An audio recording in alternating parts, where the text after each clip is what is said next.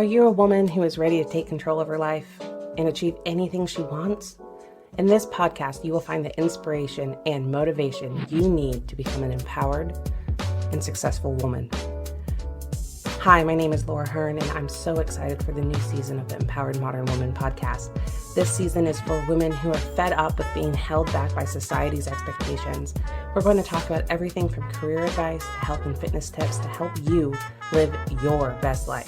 So if that's something that interests you, make sure to hit subscribe and to tune in every week for each of our new episodes.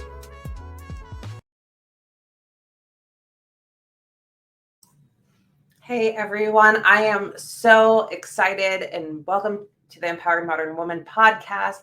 I have Christina Brown, Christy Brown. You'll hear me calling her both today. She is a Catholic life coach and speaker who is always striving to live out the extraordinary in the ordinary while taking, everything and relating it back to God, into Christ, and in her religion. She works with women in really helping them center themselves.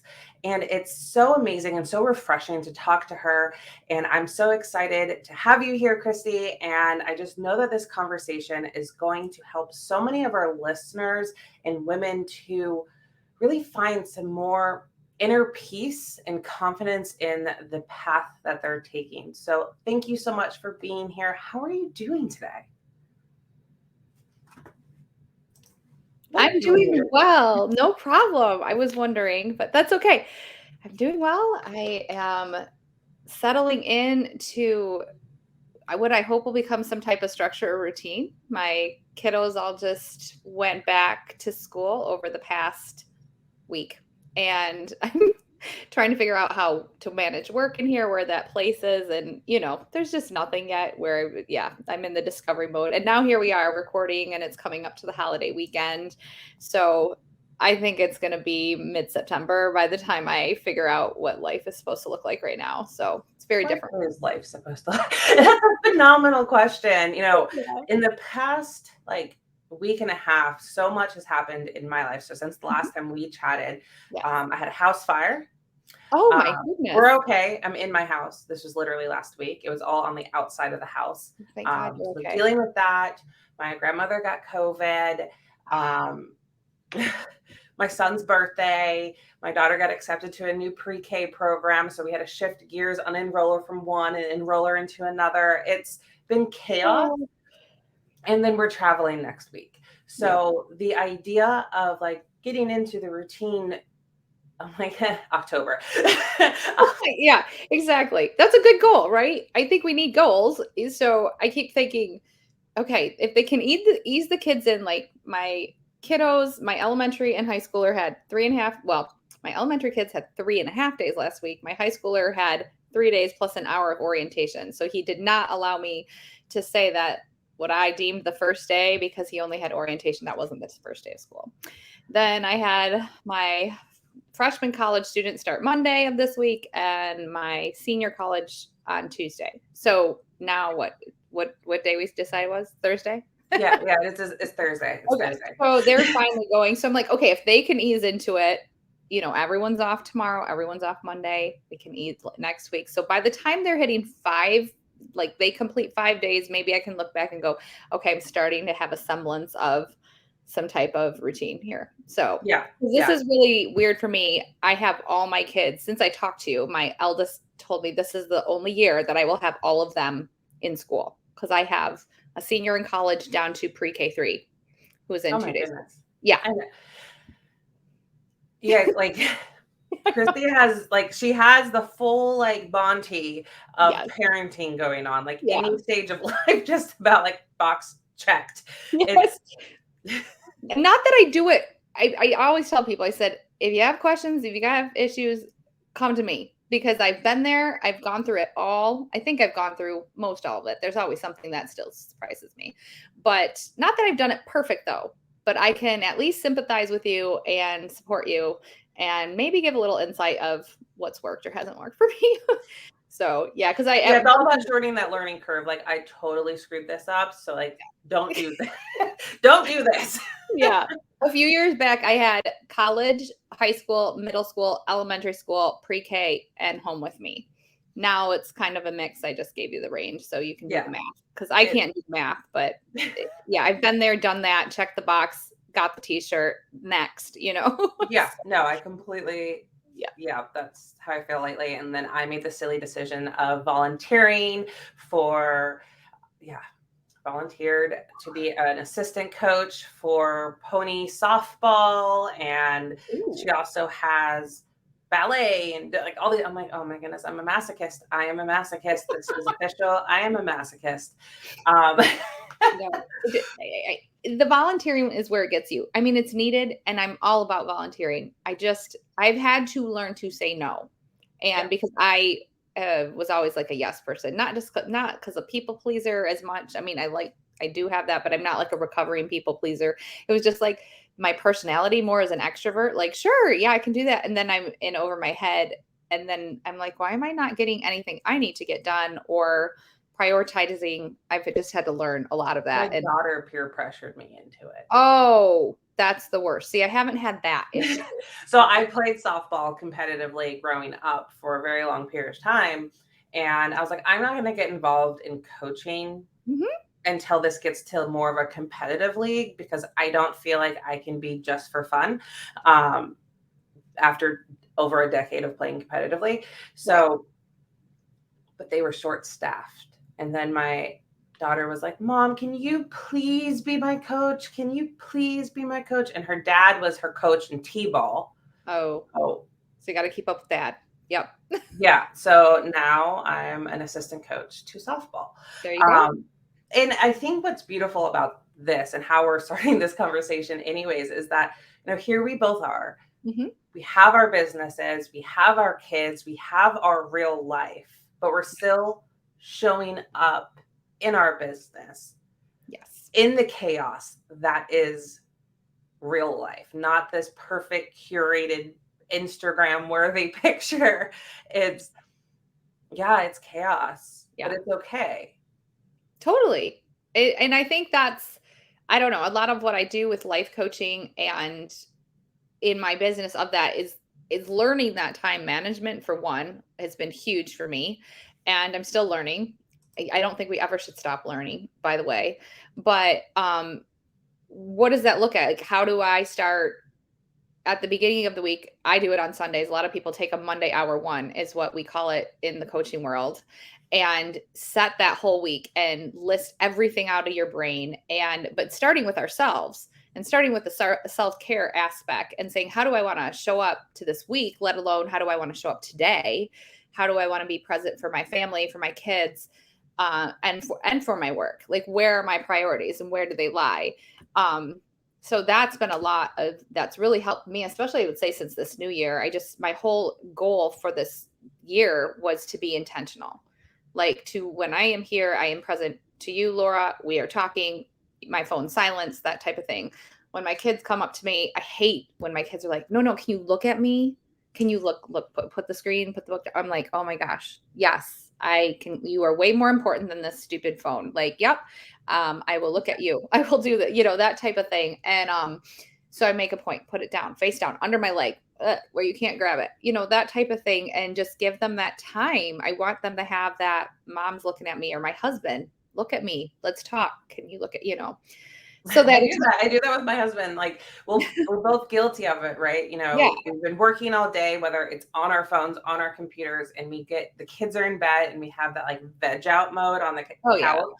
And we're sitting there with our phones and we're like doom scrolling, death scrolling through. And they're like, oh yeah, blah, blah, blah. And the other one's still just doing this. Yeah. And we're like, hey, this is actually kind of important. Yeah. Our time. Yep. And we do it to each other. It's not just one-sided. Like, we're both equally guilty of like, hey, this, I actually need the undivided attention. Or did you hear me? Even last night, I said, okay, this is the third time. And I wasn't mad. It's like, this is the third time I'm asking. Did you hear this? Are you listening? He's like, I answered you. And I'm like, no, up here you answered me. In your mind, you answered me. But I don't think, and then there was this little spat. And I'm like, I'm not mad, but I really don't think your words came out. You started talking about what you were looking at. And he's like, no, but I said this. And I'm like, okay, whatever. But the problem with us is, okay, so I am right-handed. My husband's left-handed. Yeah, looking Same. out from the bed, Same. I sleep on the left-hand side and he's on the right-hand side. So when you have the phone and you're scrolling, it's just like, because then he'll reach out and try to hold my hand, which is really sweet. But then I'm not as good left-handed. So, or sometimes he'll just be like, are you okay? I'm just vegging. And half the time I'm okay. But then other times I'm like, hey, let's talk about this. Like, let's actually do something. What's funny, my husband and I'm right-handed, he's left-handed, but I sleep on the right side of the bed and he sleeps on the left side of the bed. So the phone goes to the chargers, this way, Yeah. You think that would make more sense. I don't know. Once you've established what side of the bed do you sleep on, you can't go back. We've tried that. It doesn't work. We don't sleep. It feels foreign. Yes. It's very odd. Mm-hmm. And the one thing that you mentioned was about prioritization, right? Like figuring, taking that, hour, taking that time to set up what you need to get done for the day, for the week, etc. It's really funny that we mentioned that because yesterday I had a whole thing about this. I did like a mini master class on, ways to get closer to your goals so you don't miss your goals. And the big thing was, well, before you prioritize anything, you can't prioritize without first getting organized. Right. Because you have to be able to see it all. Because you can't prioritize and know what needs to be done if you can't see it. So I always talk about, whether it's the literal or metaphorical, wiping the desk and slate clean. Sure. And one by one, putting everything back away. It's like Marie Kondoing, whatever, your pantry. Right. And then making the prioritization from that organization. Because and I think there's something about the good old pencil and paper. I mean, for me, I have found that getting an actual old school planner, well, it's not. I use Blessed as She. It's amazing. It's got so many awesome like task areas, like the month, the week, it's broken down. But I mean, I remember my dad with like a Franklin Covey planner back in the day, and now we're like awesome. I mean, Google does amazing stuff and all sorts of calendars out there, and I've integrated those. This is my 5-second journal by Mel Robbins. I mean, but there's something about having to write it out. And just like what you said about clearing the desk, like I think of it as like a mason jar or something bigger in terms of when you try to put all, like, it's an old Laura Ingalls Wilder show or something, like all like the rock soup and making the rock soup. And if you add like the sand and the water and all that first, there's no room for the rocks. But if we add the rocks first and then the sand, everything fits, right? Yep. And so, I think when you can see it all and then you go to what the priorities are, I think what people do so often is, well, I need this much work time and I need this much task time. And they forget, okay, have you scheduled your sleep? Have you scheduled your meals? Have you scheduled preparing your meals? Have you scheduled the time it takes to get to point A to point B, besides dropping off and then getting back?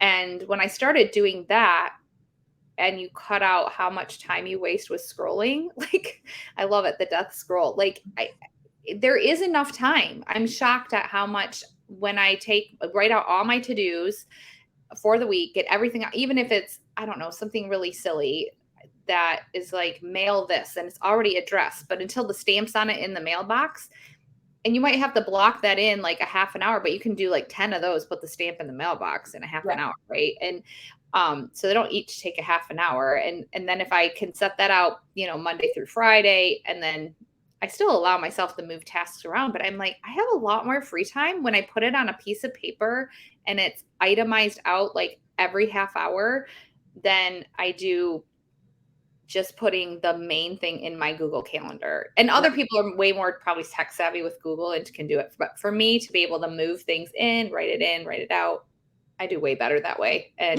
so I completely agree. And everyone should also listen to the episode that recently is out here with Andrea Fry that is all about productivity as a busy mom.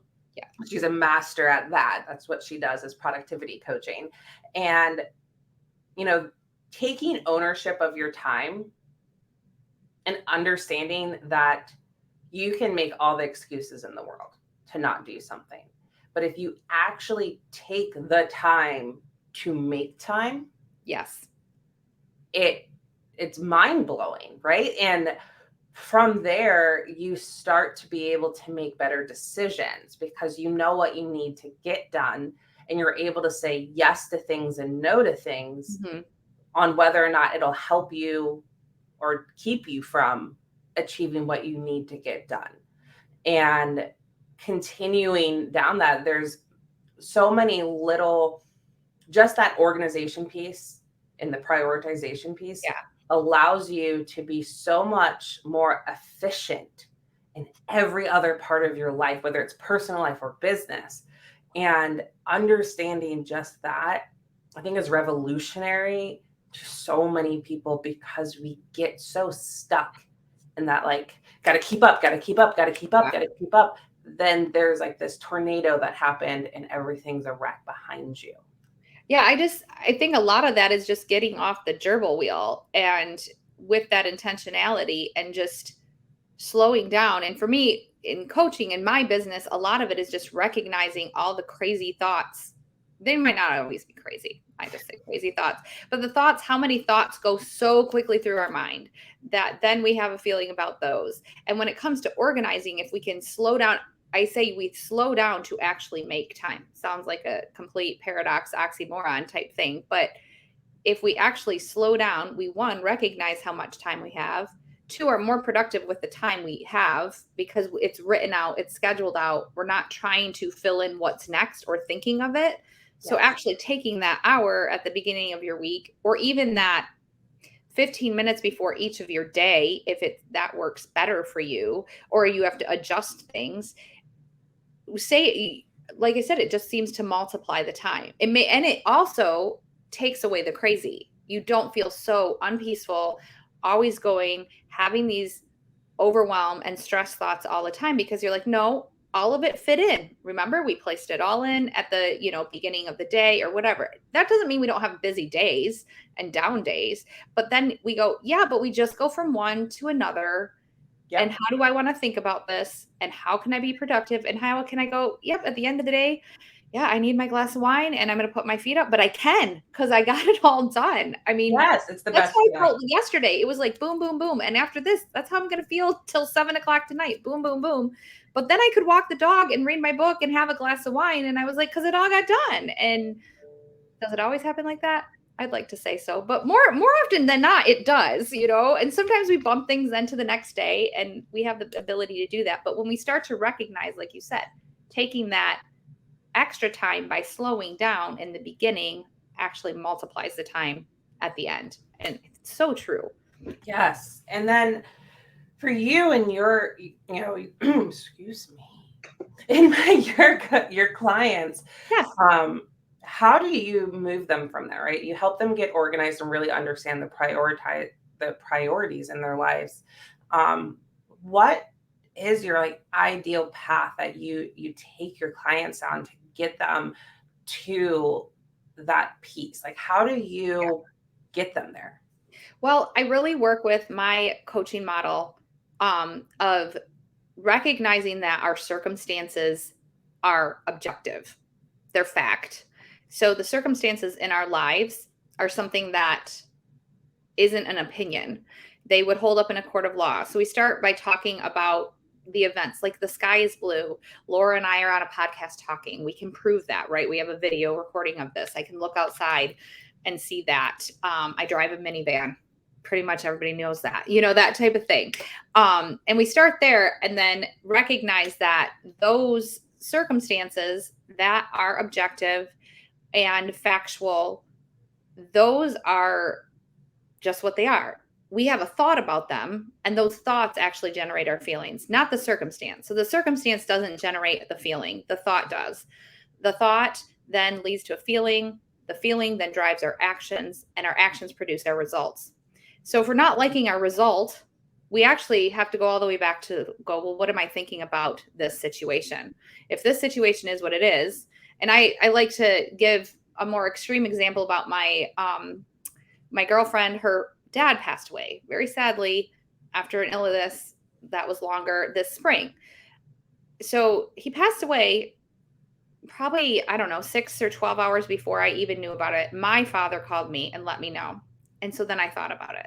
Oh, and that made me feel so sad to think that he had died. But I was thinking he had died. He actually, factually, had been deceased for a while. That didn't have any impact on my life until I actually thought about it. Okay. So that's a more extreme example. And when I take my clients through that, then we can start going, well, so what do you want your outcome to be? How do you want to produce that? If you want to produce that, then we back up. What actions do you need to take to do that? And then we back that up and go, okay, if you want to take these actions, then how do you need to be feeling? What thoughts do you need to be having to generate those things? But it first starts with recognizing that our thoughts are what's driving the feelings, not the situation, not the circumstance.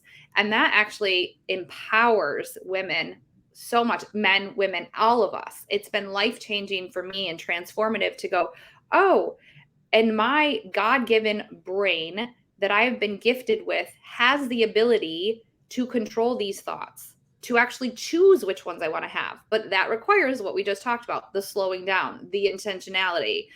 Because as you're listening to me, you probably have a million thoughts, and we can let them race, or we can say, no, I'm going to be focused and whatever, and then sometimes we can't even recognize the thought, and my client will have that and go, but I just feel anxious. And so we try and recognize, well, where is that in the body? Where are you feeling that right now? Does it have a color in your mind? Is there, are you angry? Is it red? What is it? Okay, if we can recognize that and sit with that, what thought is generating that emotion and that feeling? And then by recognizing that, okay, what do you do when you're anxious? What do you do when you're angry? And then looking at the results you're producing from the actions because of what you're thinking. And it's coming from what you're thinking, and we don't even recognize that because we're on that gerbil wheel and we're going so fast. So that's how I start with my clients. Go, okay, what do you want to tackle? What do you want your outcome of anything? Productivity, your job, your family, your relationships, your faith. What do you want that to be? And what does that look like? And it is transformative. Yeah. I love that you start there, because one of the things that I start with all of my business coaching clients with is understanding that their results are their own responsibility. Yes. And that's exactly what you're showing and teaching them by being like, yes, this is what it is. Yep. And it's your choice. It's how you're showing up. So it goes back to that phrase. And I love that every day when I wake up and my faith wants me to give glory to God that I'm breathing, that I have air in my lungs, that I am awake, start a new day. And then I go, okay, so this is the day the Lord's given me. And how do I want to show up? God, what do you want me to do today? And that's the first question. And so when I'm in that situation where I'm yelling at the kids or I'm really impatient and I'm like, dude, am I showing up how I want to show up today? If not, I have to claim that response. It's not because there's traffic. It's because I'm annoyed and I'm thinking, oh, this is driving me crazy. Now I feel annoyed because of the traffic. Other people next to me are probably singing and jamming in the car because there's traffic. They're like, sweet, I'm going to be 5 minutes late to work and it's no big deal. Let's jam out to this song. We're still in the same traffic jam. How are we thinking about it is what's totally different. And that's what's driving the feeling, the reaction, the result. So if I don't want to be yelling at the kids, I need to go back and look at, why is this bothering me that there's traffic? It doesn't bother everybody. So let's go backwards, And I love that. It's huge ownership on us. So it's the biggest piece, I think, in the entire process, no matter what you're coaching in, right? Is understanding what you can control. Mm-hmm. Yes. In letting go of the things you cannot control, in moving forward from there, because that acceptance, just like grief, accepting what it is at face value is the most important part to start moving forward in anything. Yes. I want to hug you. I'm like, yes, this is exactly what I tell people, but just in a different lane, right? In business rather than in just their personal lives. Right. And or just in their faith. It's so amazing and beautiful how these same concepts applied slightly differently, like strategically differently in different places, still get you to that, what is the result you're looking for? Right. And when you look at it from this perspective of you can't change these things,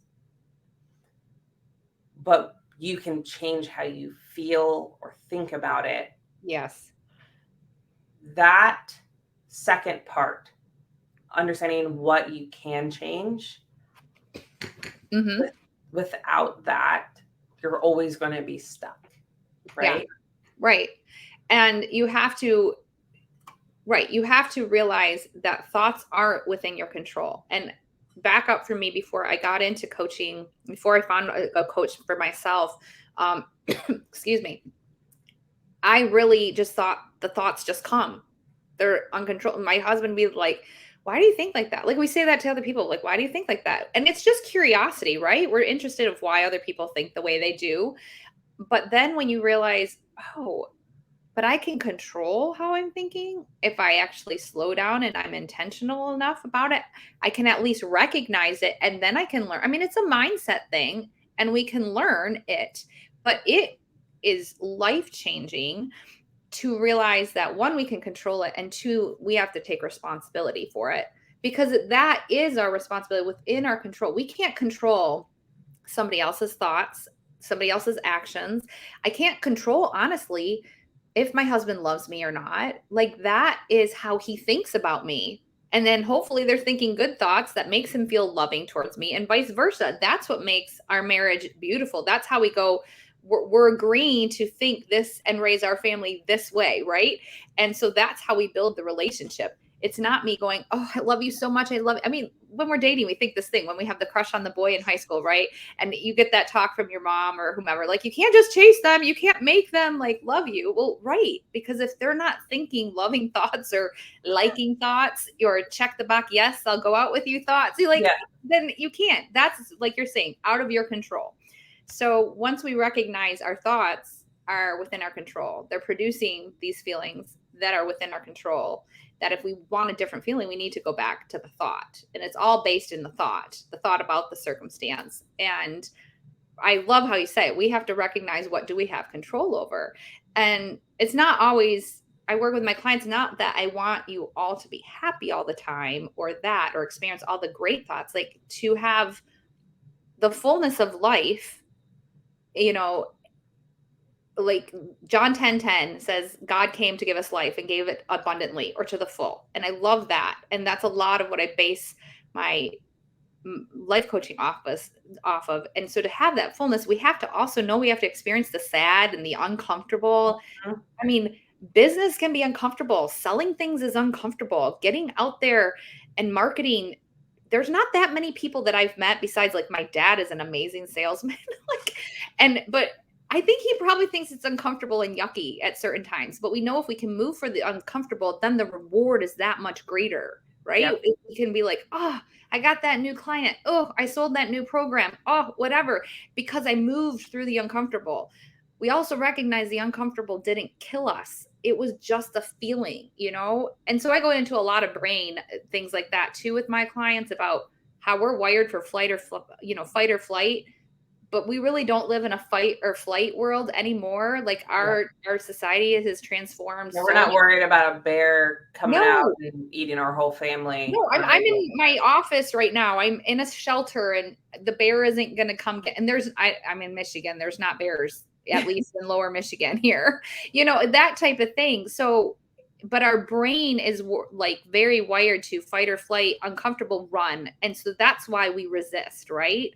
But if we can face that and go, oh, really, that running feeling isn't because I'm going to die. It's because I don't want to feel uncomfortable. Yeah. So if I can work through the uncomfortable, look at what I actually can accomplish. Look at how that is in my control, and then move from there. So yeah, you can take this model of coaching and apply it to anything. It's great. it's so powerful, really, is very empowering. it's trying to find the right word so I'm not repeating myself because it is, in the sense of at the bottom of this entire concept of understanding what is and what isn't in the different feelings is sitting with the feelings, the good feelings, the bad feelings, and understanding why you're feeling them. Like we've said that multiple times, like, why do you feel this way? But it's okay to feel sad, angry, upset, annoyed, frustrated, etc., or apathetic. Like all of those, all the feelings on the spectrum of feelings are okay to feel.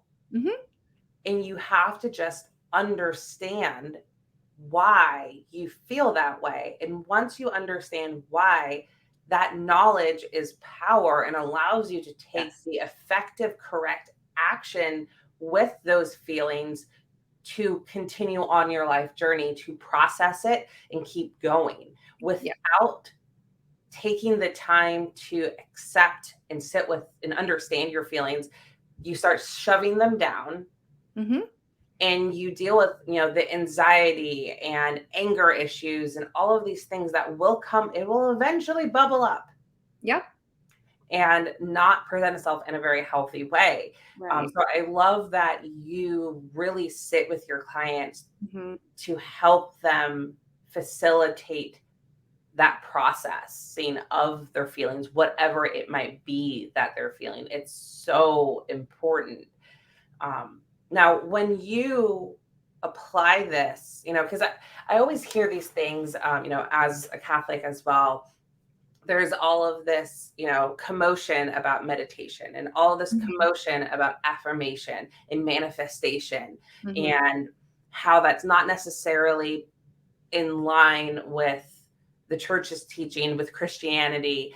And, so many coaches that I speak with and know, they really land in this manifestation, self-manifestation and affirmations. How do you take that, processing of your feelings and moving forward towards your results and your goals and that self-responsibility with Christ? Well, that's the first thing. You always start with Christ and inviting him into this moment. And we as Catholics do believe in meditation and contemplation. In what are we meditating on? The Lord. And specifically as Catholics, the Eucharist and his presence there.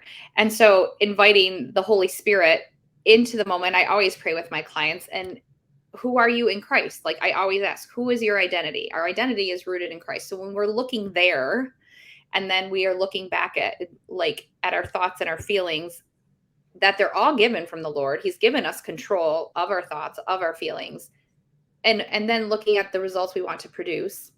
If we're unhappy with the results we are producing at this time, well, where is God calling me? And this all goes in discernment. Are we in prayer? Are you in prayer praying about this? Is me discovering and coming upon mindfulness and then people, that can be a voodoo word too of mindfulness, but just I like to say mindset better, because I think that's more understanding. Where's your mindset right now? We say that to our kids. What do we talk about barking dogs. I do to my kids. Your barking dog's coming out. Where's that wise owl? Let's bring that back. Where's your mindset right now? Or where my older children, if they're stressing, it's like, where's your mindset? So I like to talk about it in that way. Your mindset should be always rooted and centered in the Lord. That should be your core value. That's where I come from. So then inviting the Holy Spirit into that moment when I'm working with the client specifically, but also as they're working, because I want to teach them how to self-coach themselves. And we do that in anything. You're a business coach. You get that. You got to rev yourself up for that meeting. I'm going to make this presentation. Like, who am I? Like, look in the mirror and go. I do that in the morning too, of like, how do I want to show up today? And it starts up, but it's not, how does Christy want to show up? It's like, what does the Lord have for Christina, and how am I going to go forward in that? And what is your desire and your plan for my life today? And so how can I be in your will? So it's always looked as not just a partnership with God, but a direction. Like, he is the Lord Almighty. I need to follow where he's going to go, because that's where his promises are true and steadfast. So I want to make that very clear with my clients that this is in line with Catholic teaching. This is following the magisterium of the church. This isn't getting into some zen of focused on me and emptying myself. No, I'm inviting the spirit in.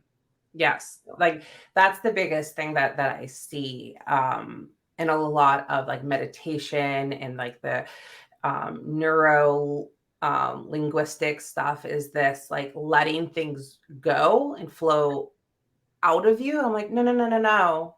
Let's take this back a notch. I want to be flowed into. I want the spirit in me to help guide me forward. Right. It's so important. And I am so glad that you're able to marry those together. Yes. From the feelings and understanding what you can and cannot control, and understanding how to bring your journey in God and in the path that he has for you, and having peace with that by understanding your own self is so important. And I'm so glad that we were able to have this conversation to open that door and mindset for so many women that have those hesitations about meditation, have these hesitations about coaching and mindfulness, because we hear those buzzwords everywhere. And I just want to thank you, Christy, for your time today.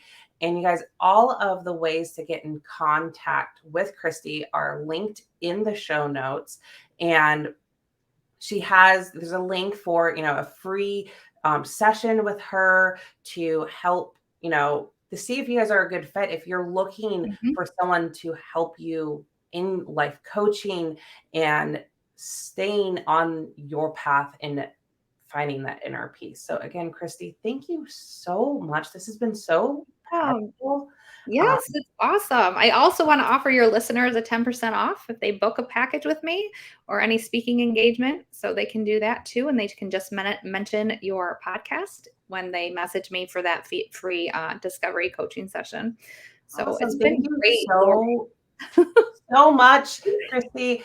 Yeah, we should do a part 2 sometime. This has been awesome. Yes, we absolutely have to.